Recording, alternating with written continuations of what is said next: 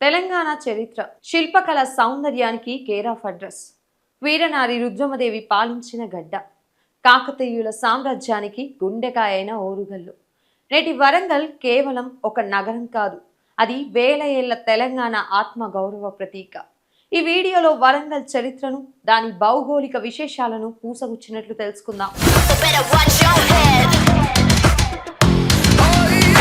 భౌగోళికంగా వరంగల్ తెలంగాణ రాష్ట్రం నడిబొడ్డున ఉంది.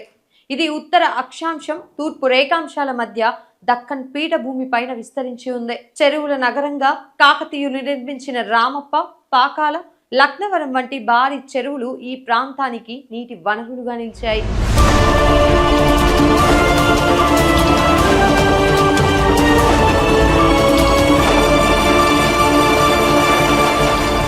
ఇక్కడ వాతావరణం సాధారణంగా పొడిగా ఉంటుంది. వేసవిలో ఎండలు తీవ్రంగా ఉన్నప్పటికీ వర్షాకాలంలో ఈ ప్రాంతం పచ్చదనంతో కలకల్లాడుతుంది. వరంగల్ను పూర్వం ఓరుగల్లు అని పిలిచేవారు. అంటే ఒకే రాతితో నిర్మించబడిన కోట అని అర్థం. సంస్కృతంలో దీనిని ఏకశిలా నగరం అని పిలుస్తారు. నేటికి వరంగల్ కోటలో ఒకే పెద్ద రాయిపై నిర్మించిన అద్భుత కట్టడాలను మనం చూడవచ్చు. వరంగల్ చరిత్ర అంటే కాకతీయుల చరిత్రే. 12వ శతాబ్దం నుంచి 14వ శతాబ్దం వరకు కాకతీయులు ఇక్కడి నుంచి పాలించారు.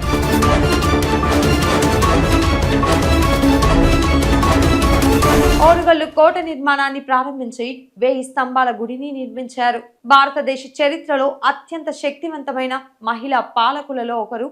ఆమె హయాంలోనే మార్క్ పోలో వంటి విదేశీ యాత్రికులు వరంగల్ వైభవాన్ని కొనియాడారు. క్రీస్తు శకం 1323లో ఢిల్లీ సుల్తానుల దండయాత్రతో కాకతీయ సామ్రాజ్యం అంతమొందింది. ఆ తర్వాత ముసునూరి నాయకుడు, బహమనీ సుల్తానులు, గోల్కొండ నవాబులు మరియు నిజాంల పాలనలోకి వెళ్ళింది. శిథిలమైన చెక్కు చెదరని శిల్పకళా తోరణాలు, 1000 స్తంభాల గుడి, నక్షత్ర ఆకాశంలో ఉండే ఈ ఆలయం ఇంజనీర్ల అద్భుతం.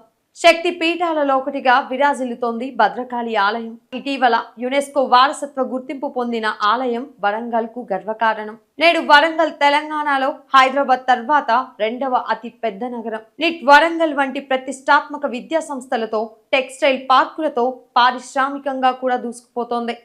స్మార్ట్ సిటీ ప్రాజెక్టులో భాగంగా నగరం ఆధునిక రూపును సంతరించుకుంటోంది. చరిత్రను కళ్లకు కట్టినట్లు చూపే శిల్పాలు, ఆధునిక అభివృద్ధి, ఈ రెండింటి కలయికే వరంగల్. మీరు ఎప్పుడైనా వరంగల్ వెళ్ళినప్పుడు ఆ రాతి కట్టడాల వెనక ఉన్న వీర గాథలను గుర్తు చేసుకోండి. ఈ వీడియో మీకు నచ్చితే లైక్ చేయండి, షేర్ చేయండి.